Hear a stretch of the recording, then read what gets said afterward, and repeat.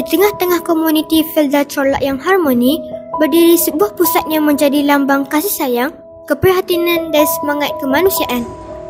Inilah pusat pemulihan dalam komuniti PDK Sinar Bakti Felda Chorlak, tempat di mana sinar harapan mula menyinari kehidupan insan istimewa.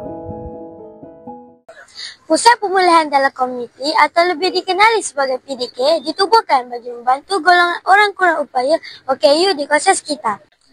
PDK Sinar Bakti menjadi ruang pembelajaran dan pemulihan bagi anak-anak istimewa untuk berdikari dan mengasah potensi diri. Di sinilah mereka belajar, berinteraksi dan membina keyakinan diri dengan bimbingan tenaga pengajar yang berdedikasi. Pelbagai aktiviti dijalankan di sini bagi meningkatkan kemahiran diri seperti menjahit, pembuatan kraft tangan dan pemprosesan keripik. Hasil kerja tangan mereka sering dipamerkan dalam program komuniti dan mendapat sambutan yang menggalakkan. Bersama saya hari ini ialah Puan Roslia binti Ibrahim, penyelia di PDK Sinar Bakti Felda Chorlak dan salah seorang pelatih di sini. Assalamualaikum Puan. Sebelum saya meneruskan temu bual, saya ingin mengucapkan jubuan terima kasih atas kesudian pihak PDK menerima kunjungan daripada kami untuk mengetahui serba sedikit maklumat mengenai pusat pemulihan dalam komuniti ini. Bolehkah Puan terangkan secara ringkas mengenai apakah sebenarnya PDK Sinar Bakti Felda Chorlak dan apakah fungsi utama penubuhannya? Okey, maksud PDK itu ialah Pusat Pemulihan dalam Komuniti. PDK Sinar Bakti Felda Chorlak dulu namanya adalah PDK Gugusan Felda Chorlak, tetapi setelah didaftarkan di bawah ROS kami tukar nama kepada PDK Sinar Bakti Felda Chorlak lah. PDK ni adalah pusat pemulihan bagi OKU. Mana OKU datang ke PDK ni, kami pulihkan dari segi sosial, kehidupan harian dia, penggunaan motor halus dan motor kasar dia, cara dia berjalan, cara dia bergerak, cara dia bersosial, semua kita pulihkan di sini supaya dia bersedia untuk masuk ke tempat yang lebih baik. Contohnya seperti di PPKI. Pelatih-pelatih yang dipilih untuk projek jahitan kraft tangan ni adalah daripada kelas pra-vocational. Selepas mereka keluar dari kelas pemulihan, mereka akan melalui satu sesi di kelas pra-vocational dan baru mereka ke bengkel untuk menjalani latihan. Baik, bersama-sama saya sekarang ialah pelatih PDK Sinar Bakti Felda Chorlak Selatan. Assalamualaikum, apa khabar? Waalaikumsalam, khabar baik.